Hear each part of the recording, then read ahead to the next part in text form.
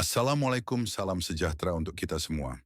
Pernah nggak sih teman-teman merasa sudah capek mengejar target, sudah hustle siang malam, jabatan sudah dapat, uang mungkin sudah ada, tapi kok rasanya ada yang kosong di dada? Rasanya anxious, cemas, dan nggak tenang. Di era modern ini, kita sering banget terjebak dalam apa yang disebut hedonic treadmill. Kita lari mengejar kesenangan duniawi, tapi kebahagiaannya cuma sebentar, lalu kita lari lagi, capek lagi. Nah, ratusan tahun yang lalu, seorang Grandmaster Psikologi Nusantara, Kanjeng Sunan Kalijogo, sebenarnya sudah memberikan rumus anti galau yang sangat ilmiah, tapi sering kita lupakan. Beliau punya filosofi dahsyat, urip iku urup. Secara harfiah, artinya hidup itu nyala. Tapi kalau kita bedah pakai pisau bedah psikologi modern, ini mind-blowing banget. Sunan Kalijogo mengajarkan bahwa hidup bukan soal seberapa banyak yang kita ambil, tapi seberapa banyak cahaya yang kita beri. Dalam Islam, ini selaras dengan hadis sebaik-baik manusia adalah yang paling bermanfaat. Pertanyaannya, kenapa memberi manfaat itu bikin bahagia? Apakah ini cuma nasihat moral kuno? Ternyata tidak. Sains modern membuktikannya. Ketika kita menerapkan urip iku urup, yaitu hidup untuk berbagi dan membantu orang lain, otak kita melepaskan koktail hormon kebahagiaan, dopamin, oksitosin, dan serotonin. Dalam dunia neuroscience, fenomena ini disebut helper's high.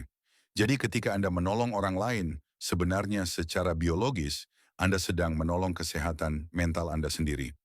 Sunan Kalijogo juga mengajarkan kita untuk mengendalikan 4 nafsu dalam diri, salah satunya adalah nafsu amarah dan nafsu lawamah. Beliau mengajarkan teknik eling lan waspodo. Tahu nggak?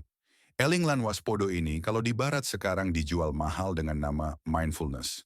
Saat kita eling, ingat pada Gusti Allah, dan waspodo, sadar penuh akan gerak-gerik hati kita, secara ilmiah kita sedang mengaktifkan bagian otak depan kita yang bernama prefrontal cortex. Ini adalah bagian otak yang mengatur logika dan ketenangan untuk meredam amigdala, bagian otak purba yang sukanya bikin kita emosi, panik, dan stres. Jadi teman-teman, menjadi modern itu bukan berarti meninggalkan akar tradisi.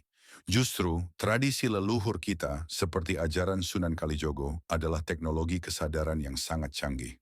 Mulai hari ini, ayo kita praktikkan salah satu wejangan beliau. Ojo gumunan, ojo getunan, ojo kagetan. Jangan mudah heran, jangan mudah menyesal, dan jangan mudah kaget. Ini adalah esensi dari stoicisme dan emotional resilience. Terima apa yang terjadi, fokus pada apa yang bisa kita kendalikan, dan sandarkan sisanya pada Allah SWT. Jadilah pribadi yang Jawa, yang mengerti tata krama dan rasa. Jadilah Islami, yang bersandar pada Sang Pencipta. Dan jadilah modern, yang berpikir maju dan ilmiah. Tetap semangat, tetap bertumbuh. Wassalamualaikum warahmatullahi wabarakatuh. Bukti dukung ilmiah, scientific evidence. Berikut adalah referensi jurnal dan teori ilmiah yang menjadi landasan naskah di atas. 1. Tentang urip iku urup, altruisme, dan kebahagiaan. Konsep ilmiah, helpers high and pelepasan oksitosin. Referensi, Post SG 2005. Altruism, Happiness and Health. It's Good to be Good. International Journal of Behavioral Medicine. Penjelasan. Studi ini menyimpulkan bahwa ada hubungan fisiologis yang kuat antara perilaku altruistik, menolong orang lain, dengan kesehatan fisik yang lebih baik dan umur panjang.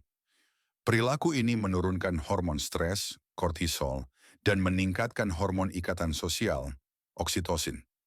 2. Tentang eling lan waspodo, mindfulness, dan otak. Konsep ilmiah, prefrontal cortex activation versus amygdala, hijack.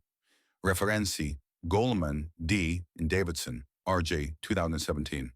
Altered Traits, Science Reveals How Meditation Changes Your Mind, Brain, and Body. Penjelasan, Daniel Goleman, penulis Emotional Intelligence, menjelaskan bahwa praktik kesadaran penuh, mindfulness eling, memperkuat koneksi saraf di prefrontal cortex, pusat kendali diri, yang secara efektif menenangkan amigdala, pusat respons emosi takut. 3. Tentang ojo getunan, penerimaan diri stoicism. Konsep ilmiah, Radical Acceptance dalam DBT, Dialectical Behavior Therapy. Referensi, Linehan, M.M.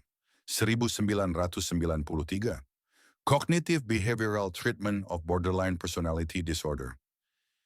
Penjelasan, konsep Radical Acceptance mirip dengan legowo jar ojo getunan, yaitu menerima kenyataan sepenuhnya tanpa menghakiminya, yang terbukti secara klinis mengurangi penderitaan emosional.